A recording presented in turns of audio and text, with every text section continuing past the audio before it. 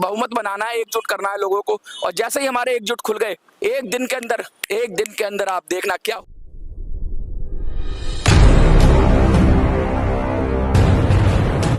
नमस्कार, आप देख रहे हैं मिनी संसद और मैं हूं मनोज सुराजी।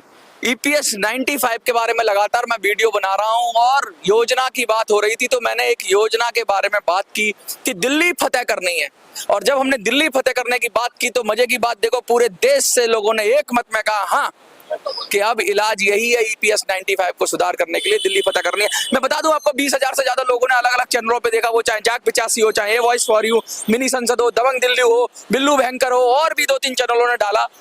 कम से कम 30 से 40,000, मैंने जब तक अपडेट किया था दोपहर तक 40,000 लोग इस वीडियो को देख चुके हैं और 1,000 से ऊपर कमेंट है।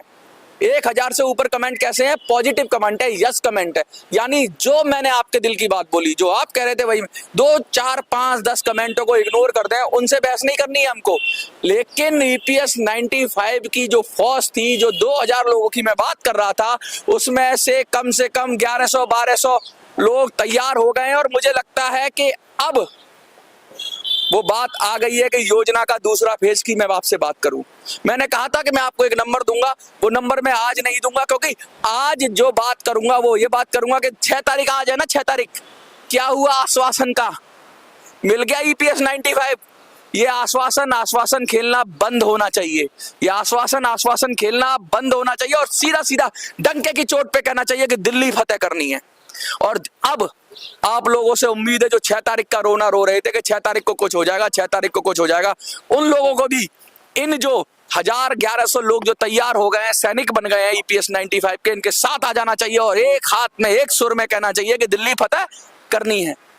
मैं आज बड़ी मुश्किल में ये वीडियो बना रहा हूँ। मैं एक ऐसी जगह खड़ा हूँ क्योंकि मेरी बहुत सी कार्य की बाध्यताएं हैं। मैं कई लोगों के साथ काम करता हूँ, वीडियोस करता हूँ और उसके बाद भी मैं ईपीएस 95 के लिए समय निकालता हूँ। एक सड़क पे खड़े होकर आज मैं ये वीडियो बना रहा हूँ और मोटी बात ये कहना चाहता हूँ कि देखो, सैनिक तैयार हैं, सैनिक तैयार हैं, सैनिक, ईपीएस की आर्मी तैयार है। लेकिन अब हमें सेनापति की जरूरत है। किसकी जरूरत है? सेनापतियों की जरूरत है। और मैं आपसे कहूंगा, आप जो है, जो सेंट्रल लीडरशिप है, उसको फोन लगाइए। मेरी आपसे रिक्वेस्ट है कि अगर आप जानते हैं मेरा फोन नहीं उठाया जा रहा है, पता नहीं क्यों नहीं उठाया जा रहा है, मैं और भी बहुत सारी चीजें कहना चाहता हूं लेकिन इस वीडियो में नहीं बता पाऊंगा। मेरा फोन नहीं उठा रही है लीडरशिप, पता नहीं क्यों नहीं उठा रही है। तो आप लोग उठाइए और उनसे कहिए कि भैया अब क्या हुआ, 6 तारीख हो गई, अब तो नया आइडिया पे विचार कर लो, अब तो कुछ नया कर लो। तो आपका काम ये है, आप जो 1,000-1,100 लोग हैं जिन्होंने यस कहा है, अगर आपके पास नंबर है तो सेंट्रल लीडरशिप को रिक्वेस्ट करिए कि प्लीज आओ हमारे सेनापति बनो, आओ हमारे सेनापति बनो। देखो, 3 चीजों की जरूरत होती है एक युद्ध लड़ने के लिए, सेना, सेनापति और नीति। सेनापति को मनाना है, नीति चाणक्य नीति है अब आपके पास। अब कोई लोकल नीति नहीं चलेगी, अब चाणक्य नीति चलेगी, क्योंकि ये सब चालाक है तो इनको भी इनकी भाषा में जवाब देना होगा। तो अब आपके पास नीति भी है, आपके पास अपनी आर्मी भी है, 1,000 लोग हैं। तो 1,000 लोग एक काम करेंगे कि इसको मैंने 2,000 बोला है, ये 1,000 लोग कम से कम 2,000 हो जाएं। ये जो वीडियो पड़े, ये शॉर्ट वीडियो 2,000 हो जाए। मैं एक सेंट्रलाइज नंबर दूंगा, इन सबको हम लोग बात करके कोशिश करेंगे कि अलग अलग काम हम लोग करें। देखो, सबका काम बटेगा और सबको मिलके ही करना होगा। जिसकी जितनी क्षमता होगी वैसे ही करेगा। कोई घर से करेगा, कोई बैठ के करेगा, कोई फोन करके करेगा।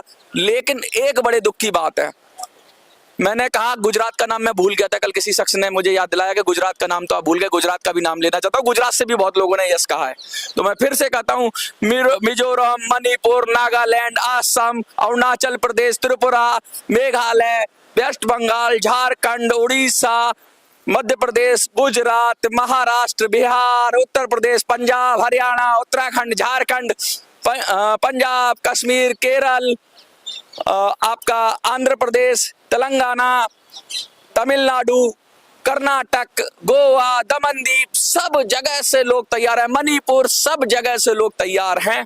लेकिन मजे की बात देखो, दिल्ली सोई पड़ी है।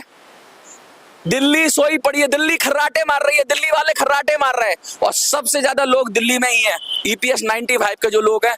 तो क्या हमारी बात दिल्ली वालों तक नहीं पहुंच रही है?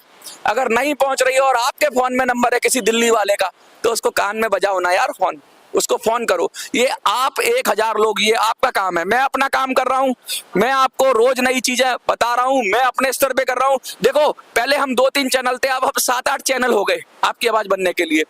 कल का वीडियो 7 चैनलों पे गया है, मेरे 7 चैनलों पे, और ये संख्या दिन दिन बढ़ेगी। एक दिन 50 चैनल यही बात बोलेंगे कि दिल्ली फतह करनी है।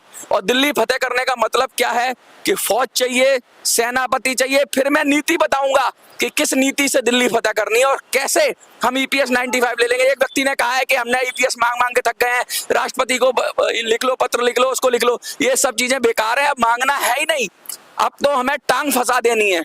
कुछ लोग पकड़ पा रहे हैं मेरी बात, बहुत ही इंटेलिजेंट लोग हैं, वो थोड़ा थोड़ा समझ रहे हैं मेरी बात को, और वो समझ रहे हैं कि मैं क्या कर रहा हूं, और उन्होंने सहमति भी दी है। मैं उन्हीं लोगों को कहना चाहता हूं जो मेरी बात को समझ गए हैं, और मैं और थोड़ी थोड़ी बातें और समझाऊंगा आपको कि हमको टांग फंसा देनी है।